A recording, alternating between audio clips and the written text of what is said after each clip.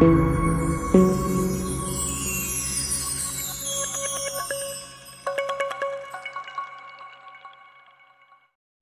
پرانے زمانے کا ذکر کسی شہر میں امانت نامی ایک شخص رہتا تھا۔ وہ غلہ فروشی کا کام کرتا تھا اور شہر کے بیچوں بیچ ایک بڑے بازار میں اس کی غلے کی دکان تھی۔ دکان میں گندم، چاول، گڑ، شکر، مکئی اور دالیں فروخت ہوتی تھیں۔ اس کی ایمانداری، خوش اخلاقی اور غلے کے مناسب داموں کی وجہ سے لوگ دور دور سے اس کی دکان میں سودا لینے آتے تھے۔ اس کی دکان میں دونوں عمر لڑکے بھی کام کرتے تھے۔ ایک کا نام احسان تھا اور دوسرے کا مقصود۔ دونوں تقریباً ہم عمر ہی تھے اور کوئی 12 سال کے ہوں گے۔ ان لڑکوں کا تعلق غریب گھرانوں سے تھا اور دونوں کے باپ اس دنیا میں نہیں تھے۔ وہ امانت کے محلے میں ہی رہتے تھے اور اسے ان کے گھر کے حالات کا علم تھا، اس لیے اس نے انہیں اپنی دکان میں کام کرنے کے لیے رکھ لیا تھا۔ یہاں سے انہیں جو کچھ بھی ملتا تھا وہ اسے اپنی ماؤں کے ہاتھ پر رکھتے، جس سے وہ گھر کا خرچ چلاتی تھیں۔ یہ دونوں بڑی محنت اور جان فشانی سے امانت کا ہاتھ بٹاتے تھے۔ امانت ان کی محنت اور ایمانداری سے بہت خوش تھا۔ ایک روز دوپہر کا وقت تھا، سخت گرمی پڑ رہی تھی۔ گرم کی وجہ سے سارا بازار سنسان پڑا تھا اور لوگ اپنے اپنے گھروں میں آرام کر رہے تھے۔ احسان اور مقصود دکان کے ایک کونے میں دوپہر کا کھانا کھا کر بیٹھے ہوئے تھے۔ امانت بھی دکان میں موجود تھا، اس لیے دونوں لڑکے سرگوشیوں میں ایک دوسرے سے باتیں کر رہے تھے۔ وہ امانت کا بہت ادب کرتے تھے اور ان کی یہی کوشش ہوتی تھی کہ ان کی کسی بات سے اسے کسی قسم کی تکلیف نہ پہنچے۔ دونوں لڑکوں میں احسان زیادہ ہوشیار اور ذہین تھا، اسے ہر معاملے میں سوچ بچار کی عادت تھی، اس وجہ سے امانت اسے بہت پسند کرتا تھا۔ وہ دکان کے معاملات میں بھی بہت دلچسپی لیتا تھا اور اس کو بہتر طریقے سے چلانے کے لیے امانت کو مشورے بھی دیتا رہتا تھا۔ وہ مشورے ایسے ہوا کرتے تھے کہ امانت بخوشی ان پر عمل کرتا تھا۔ اسی کے مشورے پر امانت نے ایک لکڑی کی بڑی سی 2 پہیوں کی ہاتھ گاڑی بھی بنوا لی تھی۔ جو لوگ زیادہ سامان خریدا کرتے تھے، امانت ان کا وہ سامان اس گاڑی میں لدوا دیتا تھا اور احسان اور مقصود مل کر وہ سامان اس جگہ پہنچا دیتے تھے جہاں وہ گاہک اسے لے جانا چاہتا تھا۔ گاہکوں کو اس سہولت سے بہت آسانی ہو گئی تھی، اس سے ان کی یہ پریشانی دور ہو گئی تھی کہ سامان کو خود اٹھا کر کیسے لے جائیں۔ امانت اس کام کی اپنے گاہکوں سے ایک دمڑی بھی نہیں لیتا تھا۔ چونکہ یہ کام احسان اور مقصود مل کر کرتے تھے، اس لیے اس نے ان کی اجرت میں 5 درہم ماہانہ کا اضافہ بھی کر دیا تھا۔ سمجھو یہ ان کی محنت کا انعام تھا۔ اس وقت کام تو کوئی تھا نہیں، گرمی کی وجہ سے گاہک دور دور تک نظر نہیں آ رہے تھے اور بازار میں سناٹا چھایا ہوا تھا، اس لیے امانت نے سوچا کہ گھر کا ایک چکر لگا لے، شام سے پہلے پھر آ جائے گا۔ اس نے گلوئی میں پڑی اشرفیاں اور درہم ایک تھیلی میں بھری اور انہیں اپنے چوغے کی جیب میں رکھا اور اٹھنے ہی والا تھا کہ دکان کے دروازے پر ایک لمبا چوڑا شخص نمودار ہوا۔ اس کے چہرے پر گھنی داڑھی مونچھیں تھیں اور اس نے سر پر ایک کپڑا لپیٹ رکھا تھا۔ ایسی دکان میں آتا دیکھ کر امانت دوبارہ اپنی جگہ پر بیٹھ گیا اور اسے دیکھنے لگا۔ اس آدمی کے کپڑے اتنے قیمتی تھے کہ امانت کے ذہن میں خیال آیا کہ وہ کوئی بہت ہی امیر کبیر آدمی ہے۔ وہ آدمی اندر آ گیا تو امانت نے کہا، فرمائیے میں آپ کی کیا خدمت کر سکتا ہوں؟ اس آدمی کو دیکھ کر احسان اور مقصود بھی اپنی جگہ سے کھڑے ہو کر اس کے نزدیک آ کر کھڑے ہو گئے۔ وہ سمجھ گئے تھے کہ یہ امیر آدمی غلہ خریدنے آیا اور انہیں سامان تول کر دینا پڑے گا۔ اس آدمی نے کہا، میرا نام گوہر سوداگر ہے، میں سلطان پور میں رہتا ہوں اور وہیں میری غلے کی دکان بھی ہے۔ اس دفعہ سلطان پور میں بارشیں بہت کم ہوئی تھیں، جس کی وجہ سے وہاں زیادہ غلہ پیدا نہیں ہو سکا۔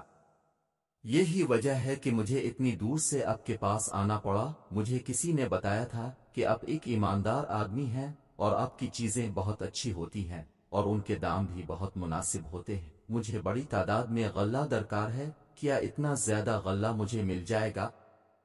اپنی تعریف سن کر امانت بہت خوش ہوا۔ اس نے گوہر سوداگر کو تخت پر بیٹھنے کا کہا اور بولا، خدا کا شکر ہے کہ میرے پاس ہر طرح کا بہت سا غلہ موجود ہے، آپ حکم کریں، آپ کو کیا کیا چاہیے؟ گوہر سوداگر نے کہا، میں اپنے ساتھ 6 اونٹ لے کر آیا ہوں، بس اب سمجھ جائیں کہ مجھے کتنا سامان چاہیے ہوگا۔ اس کی بات سن کر امانت حیران رہ گیا۔ اس نے آگے جھک کر دکان سے باہر جھانکا، باہر 6 اونٹ کھڑے تھے، ان کی رسیاں سیافام غلاموں نے تھام رکھی تھیں۔ اس نے کہا، اب مجھے بتا دیں کہ آپ کو کون کون سی اشیاء چاہیے، انہیں نکلوا کر دے دوں گا۔ गोहर सौदागर ने इसको सामान बताना शुरू किया। अमानत उन चीजों को लिखता गया। एहसान और मकसूद ने बड़ी फुर्ती से सारा सामान बड़े से तराजू में तोल तोल कर दुकान के बाहर रखा, जिसे गोहर सौदागर के गुलाम उठा उठा कर ऊंटों पर लादने लगे। इस दौरान अमानत हिसाब किताब करने लगा कि कल सामान की क्या कीमत है। इसने तमाम अशिया की तफसील लिखकर उनके आगे उनकी कीमत भी लिख दी थी। सारा सामान 5000 अशरफियों का तय। गोहर सौदागर ने हजार हजार अशरफियों की 5 थैलियां निकाल कर अमानत के हवाले की। अमानत ने एक थैली को उलटकर उनकी अशरफियां तख्त पर ढेर की और मकसूद को पास बैठा कर उन्हें गिनने का कहा। खुद उसने दूसरी थैली खोल ली थी और आन में मौजूद अशरफियों को गिनने लगा। अचानक बेखाली में मकसूद का हाथ अशरफी के ढेर से टकरा गया और चंद अशरफियां जमीन पर गिर पड़ी। ये अचानक ही और गैर इरादी तौर पर हुआ था। अपनी इस हरकत पर मकसूद शर्मिंदा नजर आने लगा। एहसान नजदीक ही खड़ा था। इसने जल्दी जल्दी अशरफियां जमीन से उठाना शुरू कर दी और उन्हें तख्त पर रखने लगा। अचानक एक बात देखकर अमानत सकते में आ गया। उसे अपनी आंखों पर यकीन नहीं आ रहा था। जब एहसान उन अशरफियों को जमीन से उठा रहा था तो उसने आंख बचाकर एक अशरफी अपनी जेब में डाल ली थी। वो इस बात से बेखबर था कि अमानत इसे देख रहा है। अमानत इस पर बहुत एतमाद करता था और इसे बहुत अच्छा लड़का समझता था। इसकी इस हरकत से इसे दिल्ली सदमा पहुंचा, मगर इस वक्त तो उसने एहसान से इस बारे में एक लफ्ज भी नहीं कहा और ऐसा बन गया जैसे इसे कुछ पता ही नहीं है। उसने सोच लिया था कि जब गोहर सौदागर चला जाएगा तो वो एहसान से इस बारे में पूछ गुछ करेगा। चोरी करना बुरी बात होती है। उसने फैसला कर लिया कि इस हरकत के नतीजे में वो अब उसे अपनी दुकान में भी नहीं रखेगा बल्कि नौकरी से निकाल देगा। थोड़ी देर बाद जब उन्होंने 5 थैलियों की अशरफियां गिन ले तो अमानत ने देखा कि एहसान दुकान में मौजूद नहीं था। इसके जहन में आया कि शायद वो अशरफी को कहीं छुपाने गया है। एक मर्तबा फिर अमानत को उसकी हरकत पर अफसोस हुआ। वो तो उसे एक बहुत ही अच्छा और हाथ का साफ लड़का समझता था, मगर आज इसने एक अशरफी की चोरी करके इसके एतमाद को ठेस पहुंचा दी थी। अमानत की दुकान सामान से तकरीबन खाली हो चुकी थी और आस में मौजूद सामान ऊंटों पर लाद दिया गया था। चारों गुलाम इस मशक्कत के काम से पसीना पसीना हो रहे थे। अमानत ने मकसूद को बाजार की तरफ दौड़ाया कि वो जल्दी से उनके लिए शरबत ले आए। चारों गुलाम काम खत्म करके एक कोने में बैठ गए थे।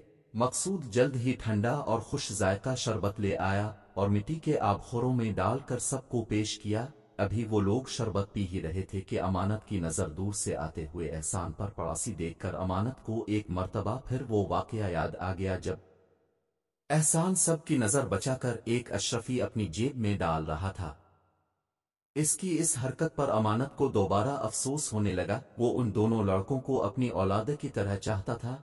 एहसान की चोरी की वजह से इसे बहुत सदमा हुआ था। अचानक अमानत ने देखा कि एहसान अकेला नहीं है, इसके साथ 6 सिपाहियों का दस्ता भी था। थोड़ी देर में वो सब दुकान पर पहुंच गए। दुकान में दाखिल होते ही एहसान ने सिपाहियों से कहा, यही वो शख्स है जिसके मुतालिक मैंने दारोगा साहिब को बताया था। 2 सिपाहियों ने झपट कर गोहर सौदागर को अपनी गिरफ्त में ले लिया। इस सूरत-ए-हाल से अमानत बहुत परेशान हो गया था। उसने निहायत गुस्से से कहा, एहसान, ये क्या बदतमीजी है। ये एक मुअज़्ज़ज़ सौदागर आवान के साथ ये सलूक में बर्दाश्त नहीं कर सकता। एहसान ने बड़े अदब से कहा, मालिक, अभी आपको सब कुछ पता चल जाएगा। सिपाहियों को देखकर चारों गुलाम भी घबरा कर खड़े हो गए थे। मकसूद भी एक कोने में सहमा हुआ खड़ा थे। अंतनी सारे सिपाहियों और उनकी म्यानों में लटकती तलवारें देखकर वो खौफजदा हो गया था। उधर गोहर सौदागर गुस्से से लाल बेबूका हो रहा था। इसने निहायत गुस्से से एहसान को देखा और बोला, लड़के, तो मुझे नहीं जानता, मैं तुझे छोड़ूंगा, नवास बेइज्जती का बदला जरूर लूंगा। इसकी बात सुनकर एहसान जरा भी नहीं घबराया। उसने कहा, जनाब, अब के फरेब का पुल खिल गया है। अब मेरे मालिक को धोखा देकर उन्हें तबाह करना चाहते थे, असली माल लेकर उन्हें नकली अशरफियां थमा रहे थे। अमानत ने ये बात सुनी तो उसने जल्दी से गोहर सौदागर की दी हुई एक अशरफी थैली से निकालकर जमीन पर घिसी और ये देखकर हैरान रह गया कि इसका सोने जैसा रंग उतर गया था और अंदर से पीतल की धात नजर आने लगी थी। उसने मजीद कई अशरफियां जमीन पर घुस कर देखीं, वो भी सब की सब नकली थीं। ये देखकर गोहर सौदागर घबरा गया। उसने खुद को सिपाहियों की गिरफ्त से छड़ा कर भागने की कोशिश की मगर कामयाब न हो सका। सिपाहियों ने गुलामों से कहकर अमानत का सारा सामान ऊंटों पर से उतार कर वापस दुकान में रखवाया और आन को भी गिरफ्तार करके अपने साथ ले गए। सिपाही अपने साथ नकली अशरफियों की थैलियां भी ले गए थे ताकि उन्हें मुजरिम के साथ काजी के सामने पेश किया जाए। यह हंगामा देखकर आसपास के लोग भी वहां जमा हो गए थे और मुख्तलिफ सवालात कर रहे थे। अमानत ने उन्हें इस वाकये के मुतालिक बताया। वो बहुत खुश था कि वो एक बड़ा धोखा खाने से बच गया है। जब लोगों का झंगट्टा कम हुआ तो उसने बड़ी मुहिब्बत से एहसान को अपने करीब बिठाया और बोला, एहसान, जब तुम एक अशरफी छुपाकर अपनी जेब में रख रहे थे तो मैंने तुम्हें देख लिया था और मुझे तुम्हारी इस चोरी पर बहुत अफसोस हुआ था। ये तो मुझे अब पता चला है कि तुम चोर नहीं थे और जो कुछ भी कर रहे थे मेरे फायदे के लिए ही कर रहे थे। एहसान ने मुस्कुरा कर कहा, खुदा का शुक्र है कि मेरी बेगुनाही साबित हो गई। जब मकसूद का हाथ लगकर अशरफियां जमीन पर गिरी थीं तो ठन की तरह की आवाजें आई थीं। मुझे अच्छी तरह पता है कि तांबे और पीतल के सिक्कों के गिरने से ऐसी ही आवाजें आती हैं। अशरफी जमीन पर गिरे तो उनकी आवाज दूसरी होती है। यूं लगता है जैसे फर्श पर कोई पत्थर ठक करके गिरा हो। इसके गिरने से आवाज में खनक नहीं होती जैसे पीतल के सिक्कों में होती है। मैंने अशरफियों के नीचे गिरने की आवाज सुनी तो मुझे इसी वक्त शुबा हो गया था। मैं सबकी आंख बचाकर एक अशरफी लेकर बाहर निकला और कोने में बैठकर उसको जमीन पर घुसकर देखा तो अंदर से पीतल की धात दिखाई दी। जबकि अशरफियां तो खालिस सोने की होती हैं, उन्हें कितना ही घिसे उनकी पिलाहट खत्म नहीं होती। मैं समझ गया कि ये आदमी कोई धोखेबाज है और आपको जल देने की फिक्र में है। ये देखकर मैं भागा भागा दारोगा जी के पास पहुंचा और उन्हें सारी बात बताई।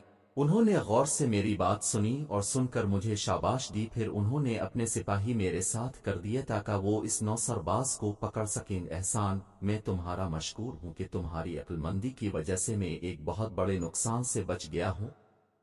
अगर वो चालाक सौदागर अपने मकसद में कामयाब हो जाता तो मेरे तबाह होने में कोई कसर नहीं रह गई थी। मकसूद भी इन दोनों के करीब खड़ा ये बातें सुन रहा था और हैरान हो रहा था।